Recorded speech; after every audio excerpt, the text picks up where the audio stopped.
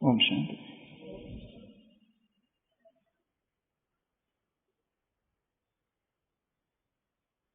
पश्चिम जगत में अमेरिका में कभी एक बहुत बड़े विचारक हुए थे जिनका नाम था डॉक्टर रसेल कॉनवेल। बचपन में हमारे पिता ने, लौकिक पिताजी ने, उनकी एक छोटी सी किताब घर पर लाई थी। उस किताब का नाम था एकर्स ऑफ डायमंड, हीरो की कहानी। उस किताब में वर्णन था एक किसान का। और ये जो एकर्स ऑफ डायमंड किताब है,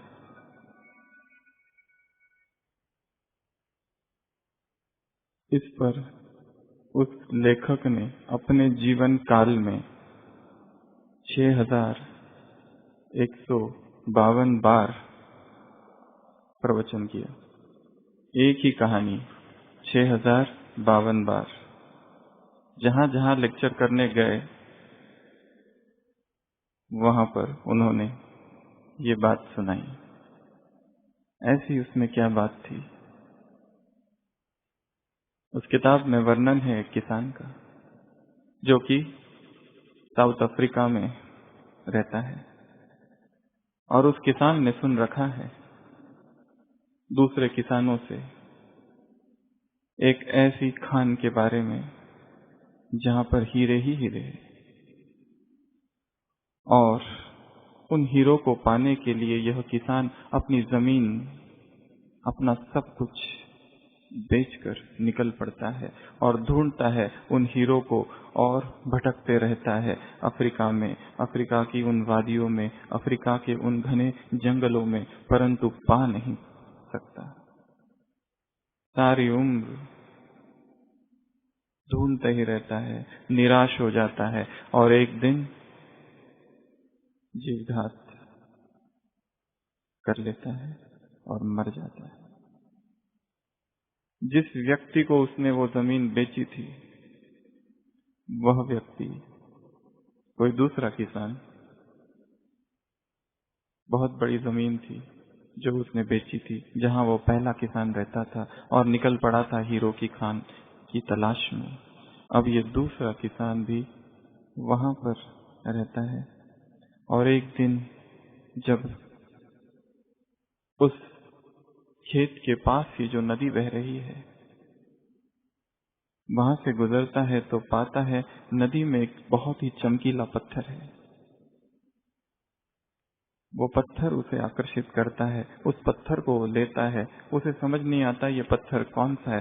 सोचता है कि मेरी जो अंगूठी है उसे वहां पर लगा दूंगा, मेंटल पीस। बहुत समय बीतता है। उस किसान के घर उसका ही एक मित्र, एक यात्री आता है और ठहरता है। और जब वो उस अंगूठी को देखता है और उससे पूछता है, क्या तुम्हें पता है ये कौन सा पत्थर है? वो किसान कहता है, नहीं, मुझे तो नहीं पता। वो जोहरी होता है, जो यात्री आया होता है, वो उसको कहता है कि जो पत्थर तुमने पाया है ये पत्थर नहीं है। क्या है? इस देश का नहीं, इस संसार का सबसे कीमती हीरा है। उसे पूछता है, तुमने ये कहाँ पाया? और दोनों जाते हैं उसी नदी के पास और वहां पर बहुत सारे ऐसे ही कीमती हीरे होते हैं। बाद में पता चलता है वो पूरा ही खेत हीरो पर खड़ा है। जैसे किम्बरली डायमंड माइंस, अफ्रीका में किम्बरली डायमंड माइंस है, जहां पर ये घटना घटी थी। डॉक्टर रसेल कॉनवेल ने इस घटना को अपने हर प्रवचन में, अपने हर भाषण में अमेरिका ही नहीं, विश्व भर में सुनाया और कहा सभी से कि जिस डायमंड माइन को तुम खोज रहे हो, कहाँ है वो तुम्हारे ही आंगन में है। जिस खजाने को तुम ढूंढ रहे हो, वो खजाना बाहर नहीं है। You are standing on your own diamond mine. तुम खड़े हो उसी जमीन पर, उसी भूमि पर जहां पर डायमंड माइंस है, कॉरपोरेट इंस्टीट्यूशंस, भिन्न भिन्न ऑफिसेस, हर जगह पर उन्होंने ये बात सुनाई और सबसे यही कहा कि अपनी कंपनी में ही रहो। कहाँ जा रहे हो, कहाँ ढूंढ रहे हो? जो पाना है वो वही मिलेगा जहां तुम खड़े हो। खजाना कहीं और नहीं है।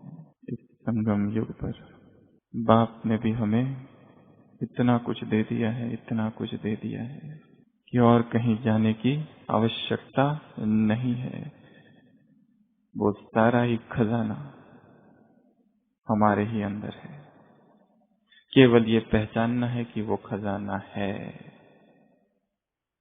भक्ति में नवनिधि की चर्चा है। अष्ट सिद्धि नवनिधि के दाता असबर दीन जानकी माता। अष्ट सिद्धि और नवनिधि, वो 9 खजानों की चर्चा है। वो 9 के 9 खजाने भगवान ने आकर हमें लुटा दिए हम पर। यदि उन खजानों को पाकर भी हम उस किसान की तरह कहीं और भटक रहे, कहीं और घूम रहे, कहीं और उस खजाने को पाने की कोशिश कर रहे, तो शायद ये हमारे जीवन की सबसे बड़ी भूल है। ज्ञान, गुण, शक्तियां, समय, संकल्प, पुण्यकर्म, दुआएं, पवित्रता और खुशी, ऐसे ये 9 खजाने हैं। खजाने तो अनगिनत है। कल की अव्यक्त वाणी कैसा है? ये प्रॉपर्टी अनलिमिटेड, बेहद की प्रॉपर्टी है। जो जितना लेना चाहे ले सकता है। कोई ऐसे नहीं कह सकता है कि हम देर से आए तो हम अधिकार कम पाएंगे। दिल तख्त जो है वो सबके लिए है, परंतु हिम्मत चाहिए, परंतु अधीनता के संस्कार मिटाने पड़ेंगे, परंतु पूरा सौदा करना पड़ेगा, परंतु जो भी उल्हाने हैं उन्हें समाप्त करने पड़ेंगे। तब ये रूहानी मिलन होगा। तब हमारी उन 3 आत्माओं से उस आत्मा की तरावस्था होगी जो पहली नंबर की बाबा ने कही, जो कि समाये हुए है, जो कि लवलीन है, जो कि स्मृति स्वरूप है। दूसरे नंबर वाले यथाशक्ति अनुभव कर रहे हैं और तीसरे नंबर वाले तो समझने का प्रयत्न कर रहे हैं इस रूहानी मिलन के आनंद का। क्या है ये मिलन? केवल समझने में ही लगे हैं। तो ऐसे खजाने भगवान ने आकर हमें दे दिए हैं। इन खजानों को पाकर भी यदि हमारे हृदय में अभी भी वह आध्यात्मिक दरिद्रता है, स्पिरिचुअल पॉवर्टी, तो क्या कहेंगे? परंतु खजाने लूटने वाले भी बहुत हैं। कौन चुरा ले जाते हैं खजाने? कुछ चोर हैं, कुछ ऐसे डाकू हैं। अभी कुछ दिनों पहले साकार मुरली चली थी। विकारों को क्या कहा था बाबा ने? क्या है विकार? डाकू। जब मुरली सुन रहे थे तो मन में संकल्प आया इसी विषय पर बोलना है, कभी अवसर मिला तो आज हम ऐसे ही एक गंभीर विषय पर चर्चा करेंगे। कहानी अरेबियन नाइट्स की है, जहां पर एक व्यक्ति होता है जिसका नाम अली बाबा है। लकड़ी काटता है, लकड़हारा है, और जंगल में एक दिन पाता है डाकुओं की टोली गुजर रही है। एक गुफा के सामने खड़े हो गए हैं सारे डाकू, और क्या कहते हैं? खुल जा सिम सिम। और वो जादुई गुफा खुलती है। सारे डाकू अंदर घोड़ों के सहित प्रवेश करते, थोड़े देर में निकलकर वापस चले जाते हैं। अली बाबा को लगता है क्या है, वो भी कहता है खुल जा सिम सिम। अंदर जाता है और पाता है अखूट खजाने, बहुत सारे खजाने भरता है, खुश होता है और घर वापस आता है। खजाने गिनने हैं, पत्नी से कहता है कि जाओ जाकर वो क्या लेके आओ, तराजू लेके आओ। तराजू लेके आती है, परंतु वो जो उसका भाई होता है चालाक होता है, उसकी पत्नी उससे भी चालाक, मोम लगा देती है तराजू में और जब तराजू वापस आता है तो पता चलता है ये तो बहुत गरीब था, इसके पास ये सिक्के कहाँ से। भाई आता है और सारा राज पता करता है। भाई जाता है फिर अपने बहुत सारे गधों को लेकर और कहता है सिम सिम खुल जा, परंतु सिम सिम दरवाजा तो खुलता है, परंतु अंदर जाने के बाद इतने खजाने देखकर ऐसा उत्साहित हो जाता है कि आते समय भूल ही जाता है कि दरवाजा खोले कैसा। मंत्र यदि भूल जाए तो दरवाजा नहीं खुलेगा। कल की मुरली में बाबा ने मंत्र दिया था, कौन सा वो मंत्र है, कौन सा वो मंत्र है, अंतर जो है समान बनने का, कोई कम समान बने हैं, महान अंतर है। इस अंतर को मिटाने का मंत्र कौन सा है, मन मना भव। इस मंत्र को क्या कर दो, अपने हर संकल्प में और अपने हर एक सेकंड में स्वरूप में लाओ। कल की अव्यक्तवाणी, मंत्र भूलता है उसका भाई कासिम और वहीं रह जाता है। तब तक डाकू फिर से आ जाते हैं और देखते हैं ये व्यक्ति क्या, बिना उससे कहे उसे मार देते हैं। अली बाबा को चिंता होती है, वो कासिम की पत्नी को चिंता होती है। अली बाबा जाता है और पाता है कि अपना भाई की लाश को गधे पे डालकर ले आता है, परंतु किसी को शक ना हो इसलिए दर्जी के पास जाके उसे लाश की सिलाई करते हैं। कोई दवाई लाती है उसकी नौकरानी और ऐसे दिखाते हैं जैसे प्राकृतिक मृत्यु है, परंतु डाकुओं को शक होता है। जब आकर देखते लाश है ही नहीं गुफा में, ढूंढने निकलते हैं, आते हैं ढूंढने गांव में, निशान बनाते हैं, परंतु नौकरानी जो होती है अली बाबा की बहुत चालाक होती है, हर घर पर वैसा ही निशान बना देती है, मोर्गियाना जिसका नाम होता है। तो फिर वो सरदार खुद आता है। तो उन डाकुओं की संख्या कितनी होती है, 40, उसमें से एक सरदार और 39 बाकी उसके साथी। वो अपने सभी साथियों को एक एक पीपे में भर के लाता है और अली बाबा के घर पहुंच के कहता है कि ये मैं तेल का व्यापारी हूँ। उसका लक्ष्य होता है इसे मारने का, परंतु वो जो नौकरानी होती है वो बहुत चालाक होती है। क्या करती है, वो तेल गरम करती है और एक एक पीपे में डाल देती है। किसको डालती है, गरम तेल को। शब्द एक एक ध्यान से सुनना, आगे की मुरली, आगे की क्लास इस पर होगी। एक एक पीपे में एक एक डाकू है, ढक्कन खोलती है और पीपे में गरम तेल डालती है और एक एक डाकू वही मर जाता है, परंतु सरदार फिर भी बच जाता है और सरदार भाग जाता है। बाकी तो मर गए, परंतु सरदार फिर भी जिंदा है। कुछ सालों के बाद फिर आता है, परंतु वो नौकरानी फिर उसे पहचान लेती है और सीधा ही उसको मार देती है खंजर से। तो आज हम उन 40 डाकुओं की चर्चा करेंगे। एक एक बहुत शक्तिशाली है।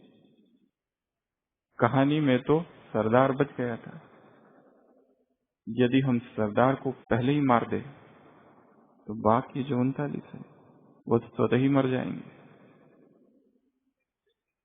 तो वो कौन से 40 डाकू है? पहले शक्तिशाली डाकुओं से चालू करें या कमजोर? हेवी डोज पहले देना चाहिए या छोटा डोज पहले देना चाहिए?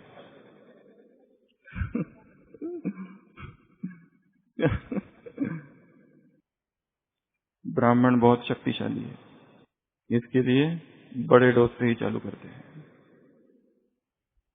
आज की मुरली, काम महाशत्रु है। बूढ़े हो जाते हैं फिर भी ख्याल चलता है ऐसे संकल्प जो पहले नहीं आते थे अब क्यों आते हैं। सारी दुनिया काम चिता पर बैठी है, इस काम चिता में तुम जलो नहीं। ज्ञान मार्ग में सबसे बड़ी और सबसे ऊंची जो धारणा है वो कौन सी है? संपूर्ण पवित्रता की। संपूर्ण पवित्रता का जो भवन है बहुत ऊंचा है, परंतु उसकी जो नींव है वो ब्रह्मचर्य है। ब्रह्मचर्य पवित्रता नहीं है, परंतु ब्रह्मचर्य के बिना पवित्रता भी नहीं है, क्योंकि पवित्रता के इस विशाल भवन का जो आधार स्तंभ है, जो नींव है, जो ईंट है, जो बुनियाद है, जो फाउंडेशन है, जो रॉक है, वो है ब्रह्मचर्य। तो सबसे पहला विकार है काम, और इस काम के हम अभी देखेंगे 7 सूक्ष्म रूप, और ये एक एक सूक्ष्म रूप एक एक डाकू की भांति है, जो कि आता है और खंजर मार कर चला जाता है और आत्माएं नीचे गिर जाती है। श्रेष्ठ पुरुषार्थ में जो उड़ रही थी वो नीचे। सबसे पहला कामुक विचार और कल्पनाएं, सबसे पहला चोर, सबसे पहला डाकू। विकारों का जन्म कैसा होता है? संकल्प में, और फिर कल्पना, fantasy, imagination, visualisation, picturisation, colourisation, और उसमें व्यक्ति रमन करता है और उसे सुख का अनुभव होता है। वह सुख जो नरक के द्वार खोलता है, वह सुख जो आत्मा को घसीटकर कब्र की ओर ले जाता है। ऐसे वो सेंसुअल थॉट्स और सेंसुअल फैंटेसीज, ये सबसे पहला द्वार है, ये पहला चोर है, ये पहला डाकू है। पहले विचार आते हैं मन में, विचारों से कल्पनाएं जन्म लेती है, दिवा स्वप्न, डे ड्रीमिंग, सुख का अनुभव करता है व्यक्ति उसमें। क्रोध को महाशत्रु बाबा ने नहीं कहा, लोभ को नहीं कहा, अहंकार को नहीं कहा, ईर्ष्या को नहीं कहा, द्वेष को नहीं कहा, मोह को नहीं कहा। बाप आए हैं पतित से पावन बनाने। क्रोधी को पतित नहीं कहा जाता। पतित किसको कहा जाता है? कामी को कहा जाता है। 5वीं मंजिल से गिरना क्रोधी के लिए नहीं है। किसके लिए है? कामी के लिए। काला मुंह क्रोधी के लिए नहीं है, किसके लिए है? कामी के लिए। देवताएं पतित बने किस वजह से? वहां मार्ग पर गए, क्यों? काम के कारण। और भगवान आया भी है इस संसार में केवल एक कर्तव्य करने के लिए, पतित से पावन बनाने के लिए। जितना आत्मा को काम ने पतित बनाया है, जितने विकर्म तुमने काम से किए हैं, उतने और किसी विकार से नहीं किए हैं। क्योंकि काम में जितना देहभान है, उतना क्रोध में नहीं, लोभ में नहीं, मोह में नहीं, ईर्ष्या में नहीं। आत्मा की शक्ति, आत्मा की ऊर्जा बहुत ही तीव्र गति से नीचे लाने वाली यह विकार की शक्ति है। तो सबसे पहला चोर कौन सा है? संकल्प और कल्पनाएं। कौन से संकल्प मन में उतरे? क्या उन संकल्पों में कोई वासना तो नहीं छिपी?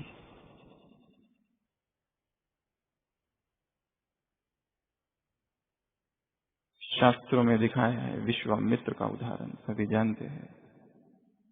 घोर तपस्वी तपस्या में मगन है, शरीर हिल भी नहीं रहा है, चेहरे पर तेज है तपस्वियों सा, और संकल्प है उसका नई सृष्टि की स्थापना करना। किस लक्ष्य से कर रहा था तपस्या? नई सृष्टि की स्थापना करनी थी उसे। त्रिशंकु को भेजना था ना स्वर्ग में, दिखाया है हरिश्चंद्र के पिता। इंद्र ने सबसे पहले रंभा को भेजा, परंतु रंभा ने सीधा आक्रमण किया, उसे पत्थर बना दिया। इसके लिए मेनका जब आई, उसने सीधा आक्रमण नहीं किया, उसने सेवा की, रूप बदला, फल दिए, जल दिया, जो कुछ करना था सेवा की, और धीरे धीरे धीरे धीरे संकल्प उत्पन्न हुए। और आगे की कहानी सभी जानते हैं। ब्राह्मणों पर माया भी सीधा आक्रमण नहीं करेगी। रूप होगा सेवा का, संबंध होगा सेवा का। इस शत्रु को, इस डाकू को समाप्त करना है श्रेष्ठ संकल्प से और महान संकल्प से, और वो मुरली के श्रेष्ठतम चिंतन से। जहाँ श्रेष्ठ चिंतन है, वहाँ जहाँ प्रकाश है, वहाँ अंधकार कैसे हो सकता है? ज्ञान प्रकाश है। जहाँ बुद्धि में ज्ञान का आलोक है, वहाँ विकार का अंधकार, विकार का तिमिर ठहर नहीं सकता। एक अव्यक्त वाणी है जिसमें बाबा ने कहा है, जब सूर्य आकाश में होता है तब अंधकार नहीं हो सकता। यदि ये सूर्य कभी अस्त ही ना हो तो कभी भी अंधकार नहीं होगा। हे ब्राह्मणात्माओं, इस ज्ञान के सूर्य को निरंतर आकाश में ही रखो, अस्त ही नहीं होने दो। अस्त हुआ तो अंधकार होगा, रात होगी, तारीकी होगी। पहला। दूसरा, दैहिक दृष्टि। देह को देखने की आदत है। सोचता है चित्त की देह सुंदर है, परंतु क्या वास्तव में ये देह सुंदर है? अस्थि और पंजर। जाओ जाकर देखो अस्पतालों में गरीब मरीज, कहाँ है सौंदर्य? जाओ जाकर देखो फुटपाथ पर बैठे भिखारी, कहाँ है सौंदर्य?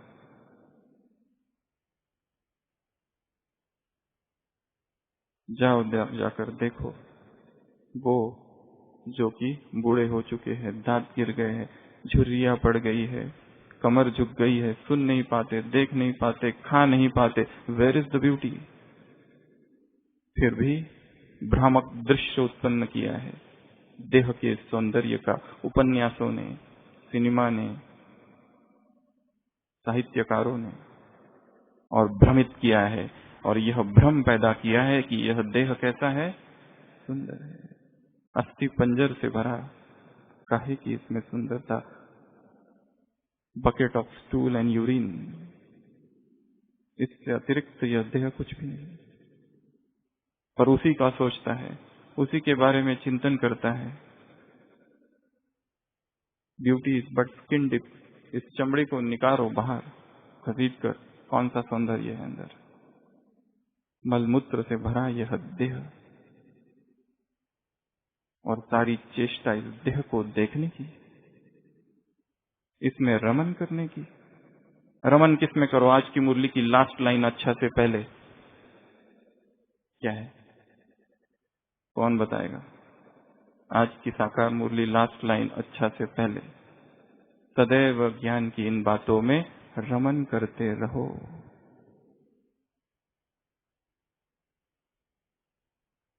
दूसरा, दैहिक दृष्टि। परिवर्तन करना है और आत्मिक दृष्टि को लाना है।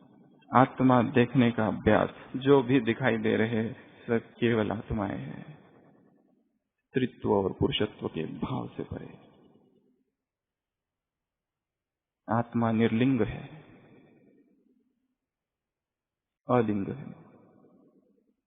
अभी स्त्री देह में है, इससे पहले पुरुष देह में थी, उससे पहले कभी पुरुष कभी स्त्री, कभी पुरुष कभी स्त्री। कितने देह उसने बदले हैं। तीसरा, फैमिलियरिटी। संबंधों में अंतरंगता, संबंधों में घनिष्ठता। दो व्यक्तियों के बीच जो भी संबंध है, यदि उसमें घनिष्ठता आ जाए, फैमिलियरिटी आ जाए, फैमिलियरिटी ब्रीड्स कंटेम्प्ट, वहां पर घृणा भी जन्म लेगी, वहां पर विकार भी जन्म लेगा। फिर दोष न स्त्री का है ना पुरुष का, दोष उम्र का है, ऐसा कहते हैं। ज्ञान इसे भी है और ज्ञान उसे भी है। फिर भी हर संबंध के बीच में क्या चाहिए? एक गैप, एक डिस्टेंस, एक detachment.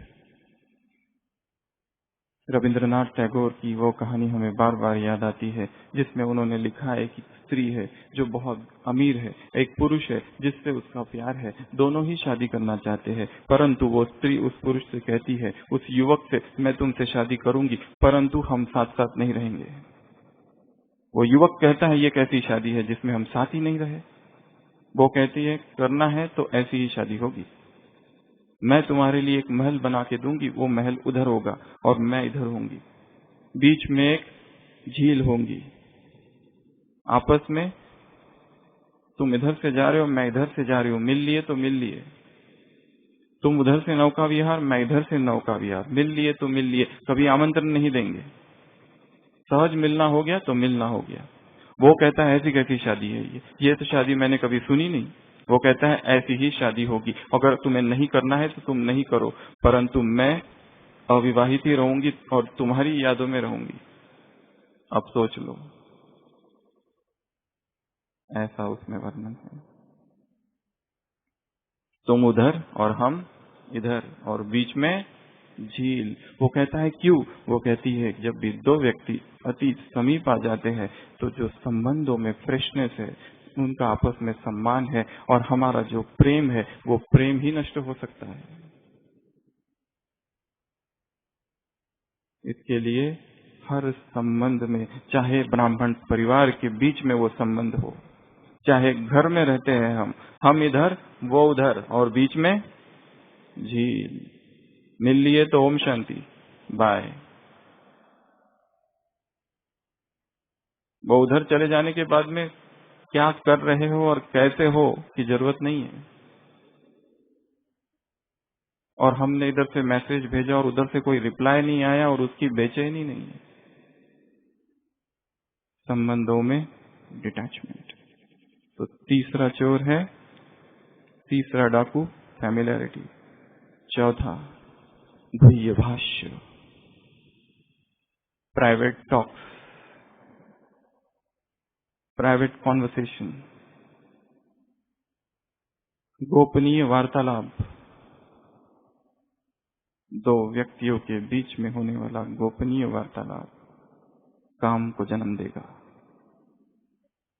All spiritual friendships sooner or later turn into sexual friendships. Christianity में ऐसा कहा जाता है। अगला चोर है अकेले में मिलना, प्राइवेट मीटिंग्स। महाभारत में वर्णन है, युधिष्ठिर जो कि धर्मराज है, उससे पूछा गया है कि क्या तुम्हारी माँ कुंती जब बैठी है तो तुम्हारा मन वासना से मुक्त है?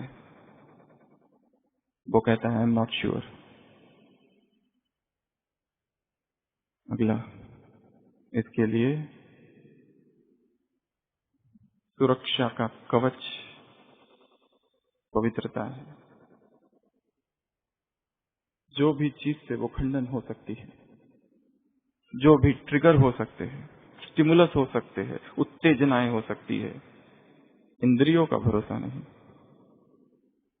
इंद्रिया भागी है द्वापर से बाहर, रस है उनका विकारों में, रस है उसमें, इसलिए तो इतना समय फंसा के रखा विकारों ने। ऐसा नहीं कहा जा सकता है कि रस उसमें है ही नहीं। यदि होता ही नहीं तो सारा संसार काम में क्यों डूबा है? परंतु जो अतीन्द्रिय सुख का है, रस है, उसके सामने ये रस शुद्र है, निकृष्ट है, दुख देने वाला है। आदि मध्य और अंत काम दुख देता है। अगला है टच, स्पर्श। देह को स्पर्श। गीता में लिखा है, वह सुख जो स्पर्श से उत्पन्न होता है अंत तो गत्वा दुख में ही परिणित होता है। इंद्रिय इंद्रिय से जहां मिलेगी और सुख का अनुभव होगा, वहां पर दुख का जन्म होगा।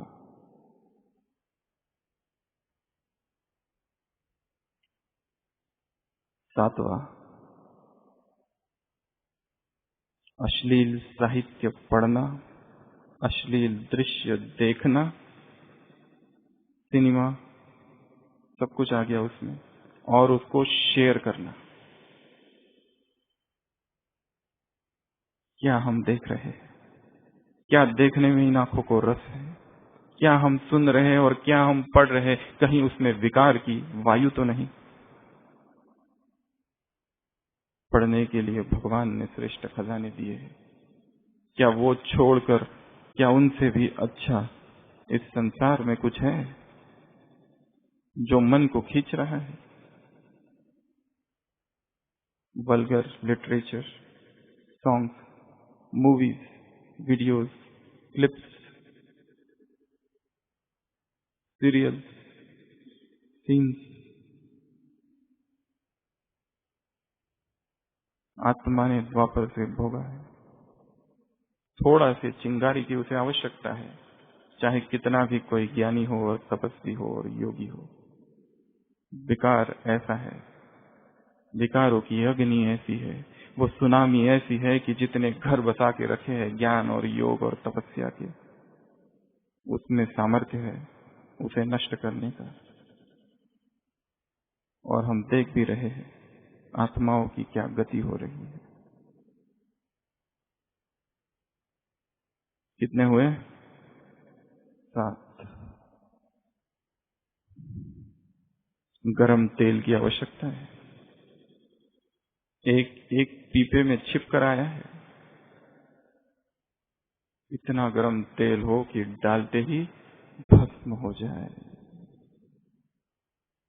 नष्ट हो जाए, अंश भी ना रहे।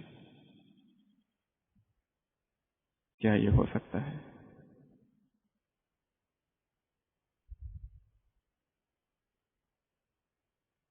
संसार के योगियों ने, महात्मा ने, तपस्वियों ने कहा नहीं हो सकता। सांप को वश में किया जा सकता है, समुद्र को पिया जा सकता है, पर्वत उठकर समुद्र पर पड़ सकता है, परंतु काम को वश में करना संभव, ऐसा लिखा गया है। परंतु बाबा ने यह करके दिखाया, सभी दादियों ने करके दिखाया। ऐसा निष्कलंक जीवन, ऐसा अनटच्ड प्यूरिटी। तो पांचों ही विकारों को, सातों ही काम के डाकू को क्या कर देना है? विनष्ट कर देना है। तपस्या लगेगी, तप की अग्नि लगेगी, घनघोर तपस्या, धधकता हुआ वैराग। इस संसार का कोई दृश्य, इस संसार का कोई व्यक्ति, इस संसार का कोई देह आत्मा को न खींचे।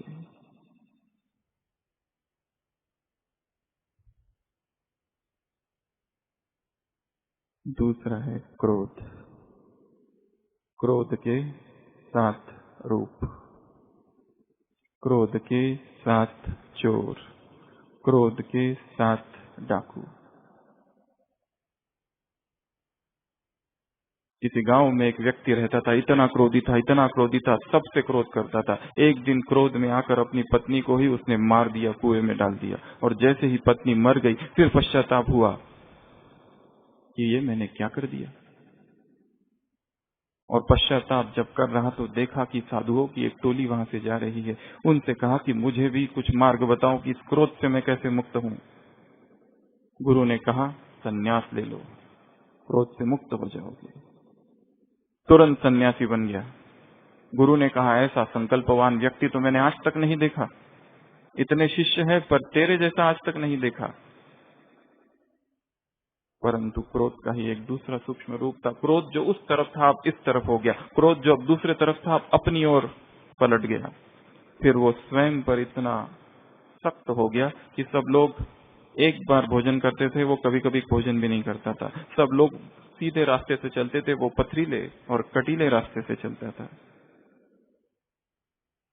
सब लोग थोड़ा सोते थे, वो उनसे आधा सोता था। इतनी घनघोर और इतनी तपस्या करने में वो लग गया कि धीरे धीरे उसकी कीर्ति फैलने लगी चारों ओर।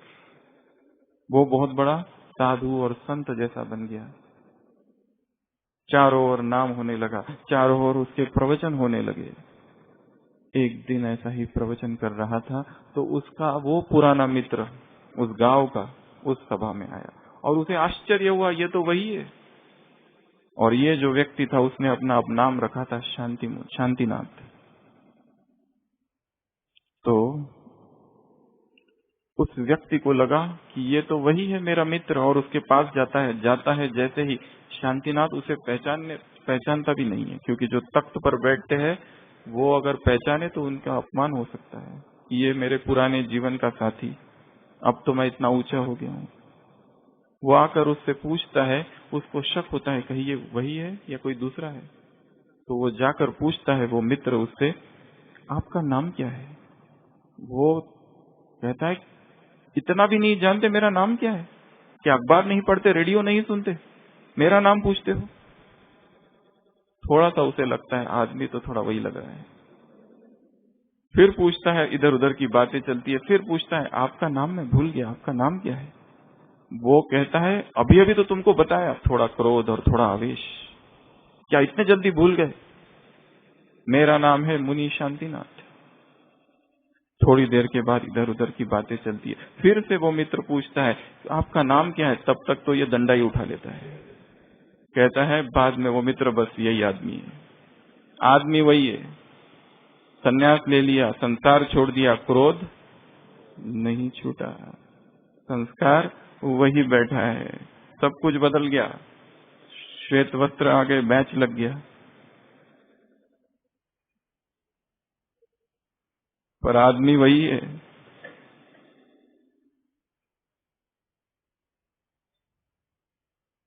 पहला डाकू, चिड़चिड़ापन, बात बात में चिड़चिड़ापन, क्रोध नहीं कर रहे किसी पर, परंतु इरिटेशन है, छोटी छोटी चीजें इरिटेट करती है। यहां से वहां जाना था, बारिश आ गई, बारिश को थोड़ी बहुत गालियां, गाड़ी में जा रहे थे, हम पहुंचे और गाड़ी पहले ही निकल गई, इरिटेशन। क्रोध नहीं है, इरिटेशन, चिड़चिड़ापन है। वो भी एक डाकू ही है। वो भी दर्शाता है अंदर रिक्तता है, अंदर खालीपन है, अंदर वो शांति नहीं है, अंदर उस शांति का अनुभव नहीं है, अंदर वो गहन और गहरा और वो सूक्ष्म परिवर्तन नहीं आया है, इसीलिए असंतोष है। दूसरा, रोब, मुंह से बोला भी नहीं परंतु आंखों से बहुत कुछ बोल दिया, आंखों से, वो भी एक डाकू है। तीसरा, डांटना और धमकाना किसी को, ये भी एक डाकू है। ये सोचते हैं जस्टिफाइड एंगर, अगर हम नहीं धमकाएंगे तो ये तो सिर पर बैठ जाएंगे, इसके लिए हमें करना पड़ता है। क्रोध का ही वह रूप है। चौथा, रूठना, रूठना, नाराज होना, ये सूक्ष्म रूप है परंतु है क्रोध का ही अंश। बार बार दो व्यक्तियों के बीच में रूठना रूठना चालू है, तपस्या कब करेंगे? मनाना चालू है, कभी वो रूठता है कभी ये रूठता है, एक मैसेज इधर से एक मैसेज उधर से, एक व्हाट्सएप इधर से एक व्हाट्सएप उधर से, और खेल चालू है। और योग में भी बीच बीच में आया नहीं अभी तक, इधर से भेज चुके हैं, उधर से कुछ नहीं आया, और लेट आया उसका भी फिर रूठना रूठना, मनाना, नाराजगी। नाराज कौन होते हैं? नाराज को नहीं जाना है, क्या हमने नहीं जाना है? सब तो कहते हैं हमने जाना है, पर नाराज तो हो रहे हैं, अर्थात नहीं जाना। और फिर तीन थोड़े खतरनाक रूप है क्रोध की, घृणा, किसी व्यक्ति के प्रति तिरस्कार की भावना है, कंटेम्प्ट, घृणा है, इतनी घृणा से भर दिया है मन को। जानते हैं वो ब्राह्मण आत्मा है, परंतु शायद उसने हमारे साथ ऐसा ऐसा किया या हमसे ऐसा ऐसा बोला, और इस कारण से, कारण है हमारे पास, डेट और तारीख लिखी हुई है, कब क्या बोला था, और इस कारण से यह घृणा का भाव है। अव्यक्त महावाक्य है बाबा के, यदि तुम्हारे मन में एक आत्मा के प्रति भी घृणा है तो तुम संपूर्ण नहीं बन सकोगे। लास्ट संडे की मुरली, अच्छे संपर्क में आ जाए तो उनके प्रति साक्षी भाव, और जो बुरे करने वाले हैं वो आ जाए तो भी रहम की निगाह, रहम भावना, परिवर्तन का शुभ संकल्प और साक्षी भाव। उपराम कल की मुरली, टीचर से मुलाकात, लगाव झुकाव से परे, उपराम।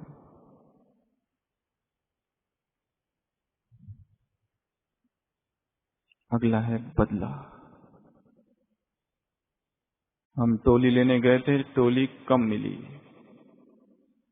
आने दो, हम भी देखते हैं।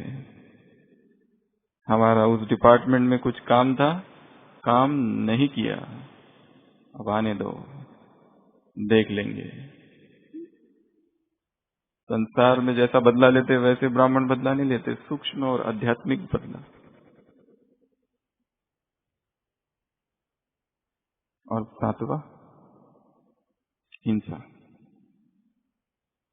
हिंसा, स्थूल हिंसा, स्थूल सूक्ष्म भी, परंतु स्थूल। जब हिंसा पर ही उतर जाए तो समझ लेना ये क्रोध का बहुत ही मोटा रूप है, और हृदय में काम की वासना है, उसकी अपूर्ति है, इसके लिए तो हिंसा, इसके लिए क्रोध, और उसका भी मोटा रूप तक पहुंच गए, बहुत बड़े चेकिंग की आवश्यकता है। दूसरा, अभी तीसरा, काम, क्रोध, और तीसरा है लोभ। लोभ में लोभ के 7 रूप। धन का लोभ, जीवन अर्पण कर दिया है परंतु धन का लोभ नहीं गया, धन खींचता है। दूसरा, पद और सत्ता, पोजीशन एंड पावर। सत्ता चाहिए, पावर, पावर हो तो खुशी होती है। पद चाहिए, छोटा कब तक बने रहेंगे? इंचार्ज,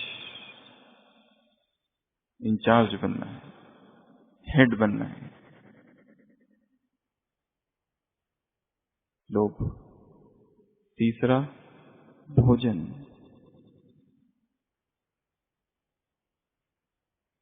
दिन रात उसी का चिंतन। नाश्ता ये किया, अभी दोपहर में क्या करना है। स्वामी विवेकानंद ने कहीं कहा है, विदेश में किसी एक लेक्चर में, the whole world has become as if kitchen is their temple and food is their god. Brahma Kumar और ब्रह्मा कुमारी बन जाना अर्थात सारा जीवन किचन में ही बिता देना तो नहीं है ना, और भोजन ही भगवान तो नहीं है ना, या दिन रात उसी का ही चिंतन। कितना चाहिए देह को? मुरलियों में आता है बस, परंतु जब तक थाली सजी ना हो, रसेंद्रियों को जिन्होंने वश नहीं किया वो जनेंद्रियों को वश में कैसे करेंगे। चौथा, संग्रह वृत्ति, संग्रह, होर्डिंग, होर्डिंग नेचर, जमा करके रखो। यूज करना कि नहीं पता नहीं, मार्केट में गए तो 2-3 बैग लेकर, पता नहीं था क्या क्या लेना है, चीजें देखी और फिर याद आया ये भी ले लो, वो भी ले लो, वो भी ले लो, वो भी ले लो, वो भी ले लो, सारा ले लो और जमा करो और रखो। इसलिए मॉल, सुपरमार्केट, बिग बाजार, सब ले लो, और जो पिछले साल लिया था अभी भी पड़ा हुआ है, हाथ भी नहीं लगाया उसे, पर ये वृत्ति बन चुकी है। संग्रह वृत्ति, होर्डिंग नेचर, लो लो लो लो लो, संसार को सिखाते हैं इस आंखों से जो कुछ देखते हो सब कुछ खत्म होने वाला है, आंखों सहित। और हमारे पास माल भरा पड़ा है। अगला फैशन, इसका विस्तार नहीं करेंगे, नहीं तो समय पूरा हो जाएगा। अगला साइट सीइंग, 6 है इसमें। लोभ के 6 डाकू, सरदार को हमने बचा के रखा है। ये देखूं वो देखूं, इधर जाऊं उधर जाऊं, किसी ने कहा ये भी देखना चाहिए, किसी ने कहा वो भी देखना चाहिए। इन आंखों से जो कुछ देखते हो सब कुछ गारत हो जाएगा। फिर भी ये देखूं और वो देखूं और यहां जाऊं और वहां जाऊं, और नाम सेवा।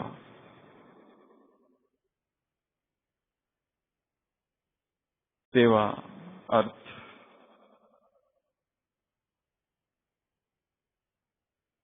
काम क्रोध लोभ। अगला मोह, मोह सकल व्याधिन कर मूला।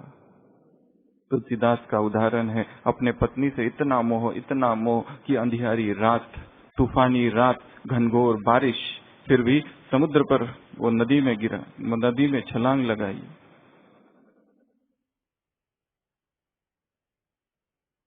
वो डेड बॉडी, मृत शरीर, उसके ऊपर दूसरे तट पर पहुंचा।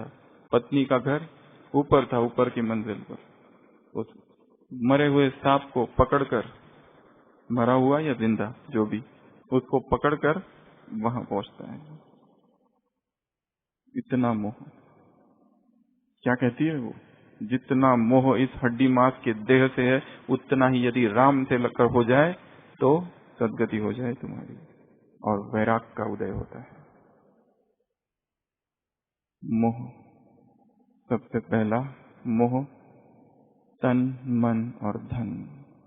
मेरा तन, अपने ही तन में मोह, थोड़ा सा भी इसको कुछ नहीं होना चाहिए, थोड़ा सी भी दर्द सहन नहीं कर सकते, थोड़ा सा भी। इतनी फाइल हो गई है इन्वेस्टिगेशंस की, कोई भी डॉक्टर ढंग का नहीं है, सब कहते हैं सब ठीक है, और हम हैं जो हमारी बीमारियां ही ठीक नहीं होती है।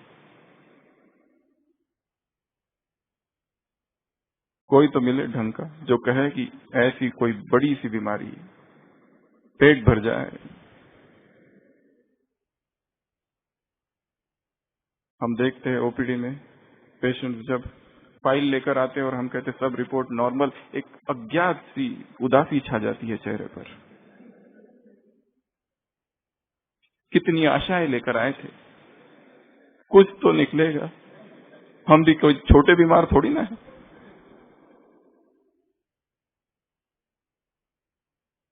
और कुछ भी नहीं निकलता। कभी तो कहे कोई कि एडमिट हो जाओ, कोई नहीं कहता। जो भी जाते सब कहते नॉर्मल है। सलाइन की उन बूंदों को देखकर कितना अतीन्द्रिय सुख का आनंद होता है, जो कि इधर जा रही है, छाती गर्व से फूल जाती है। कब आएगा आखिर वो दिन जब हमें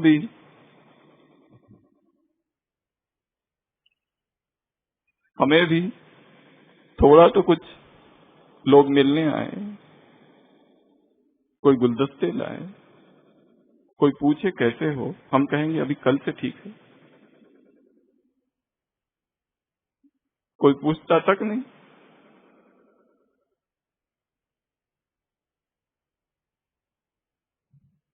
उस मसीहा डॉक्टर की तलाश जारी है जो कहे कि बीमारी है। देह, फिर है मन, पहले में ही है तीनों, तन मन धन। अपने धन का, अपने तन से ही मोह। दूसरा, पहला केवल तन, दूसरा संस्कार। अपना ही कोई संस्कार है, उससे मोह है।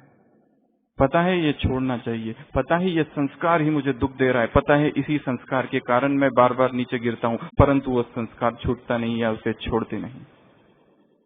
किसने किसको धारण किया है? संस्कार, चैतन्य शक्ति, आत्मा ने संस्कार को धारण किया है या आत्मा ने, क्या संस्कार ने आत्मा को धारण किया है? शक्तिशाली कौन है, आत्मा या संस्कार? कौन किसकी शक्ति है? चैतन्य शक्ति आत्मा है या चैतन्य शक्ति संस्कार है? कल की मुरली याद है ना? फिर भी कहते हैं छूटता नहीं, छोड़ो तो छूटे। दूसरा संस्कार, तीसरा मोह, वस्तु में मोह, चौथा व्यक्ति में मोह, अगला स्थान में मोह।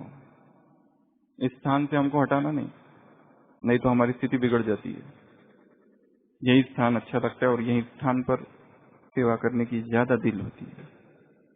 अगला साधन, साधनों में मोह।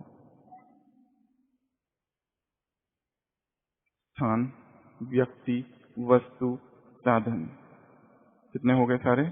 देह, संस्कार और पद, अंतिम पद, पद में मोह।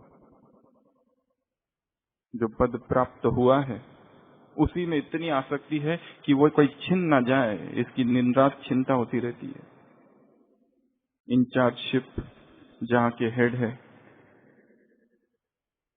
जहाँ के बॉस है, कोई और ना आ जाए कंपटीशन में, उस पद में ही मोह है।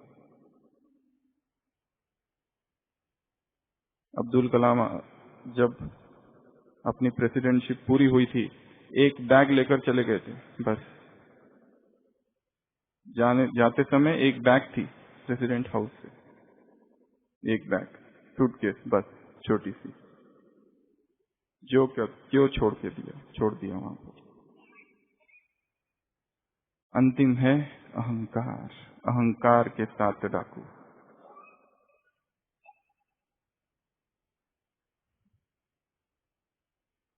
7 बातों का अहंकार। एक व्यक्ति था जो कि मूर्तिकार था, बहुत सुंदर मूर्ति बनाता था। एक बार एक ज्योतिषी ने कहा, इस दिन तुम्हारी मृत्यु निश्चित है और मृत्यु का देवता आएगा तुम्हें ले जाएगा। वो इतना चिंतित हो जाता है, एक युक्ति रचता है, वो अपने ही जैसा एक मूर्ति बना देता है। ऐसी 11 मूर्ति बनाता है और बीच में वो खड़ा हो जाता है 12वां, ताकि जब वो फरिश्ता आए उसे लेने, वो भी कंफ्यूज हो जाए किसको ले जाऊं। ऐसी कहानी है। तो 12 मूर्तियां, फरिश्ता आता है उसे ले जाने, वो कंफ्यूज होता है किसको ले जाऊं। भगवान ने तो ऐसी रचना की नहीं, इतने 12 लोग एक समान। फिर से वो वापस भगवान के पास जाता है। भगवान उसके कान में एक सीक्रेट फॉर्मूला कहते हैं कि ये वहां जाके तुम ये कहना।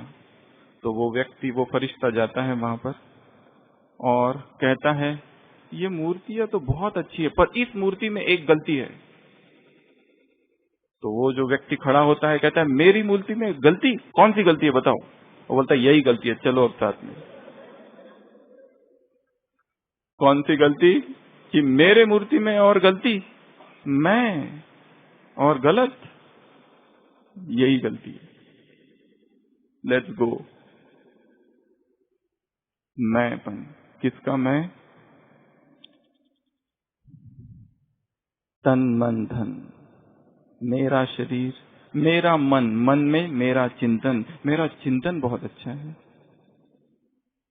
मेरे विचार बहुत सुंदर है, अपने चिंतन में ही मोह। और धन में अहंकार, अपने धन का, तन मन धन पहला। दूसरा बुद्धि का अहंकार, मेरी बुद्धि का निर्णय कैसा है? एक्यूरेट है। सुनना हो तो सुनो, नहीं तो हम तो जा रहे, मुझे लगता है ऐसा करना चाहिए सेवा, वो कहते नहीं तो करो, मैं चला। ये अहंकार है बुद्धि का। तीसरा विशेषताओं का अहंकार, मैं ये हूं, मैं यां हूं, मैं त्यों हूं, मेरे में ये है, मेरे में वो है। अपनी ही विशेषताओं के अहंकार में डूबा रहता है व्यक्ति। पर दी किसने? थियोरेटिकल पता है उसने दी है, परंतु केवल सैद्धांतिक है। व्यवहारिक में मैं, मेरी विशेषता, ये एक बहुत खतरनाक डाकू है। तो पहला तन मन धन, दूसरा बुद्धि, तीसरा विशेषता, चौथा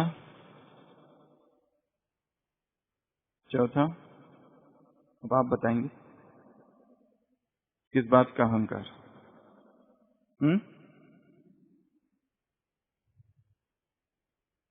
मेरा क्या? सेवा। मैं जो सेवा कर रहा हूं वो सबसे अधिक सेवा है। तुम ये सेवा क्या कर रहे हो? इसे कोई सेवा थोड़ी ना कही जाती है। ये तो कोई भी कर सकता है। सेवा इसे कही जाती है जो हम कर रहे हैं। तुम तो अभी बहुत छोटे हो, तुम्हें तो पता ही नहीं, पता नहीं सेवा का। सेवा का अहंकार, संबंध संपर्क का अहंकार। हमारी पहचान बहुत है, कुछ काम है तो बोल देना, एक फोन लगा देंगे बस। टोली चाहिए तो बोल देना कितनी चाहिए। हमारी क्या है? पहचान, संबंध संपर्क, कर्तव्य। मैं जो कर्म कर रहा हूं वो कर्म कैसे है? ऊंचे है, श्रेष्ठ है। कर्म का अहंकार, कर्तव्य, कर्म का अहंकार, सेवा का अहंकार, संबंध संपर्क का अहंकार, विशेषताओं का अहंकार, तन मन धन का अहंकार, बुद्धि का अहंकार। कितने हुए? 6। और अंतिम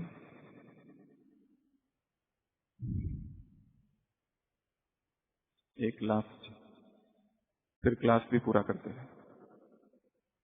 कौन सा?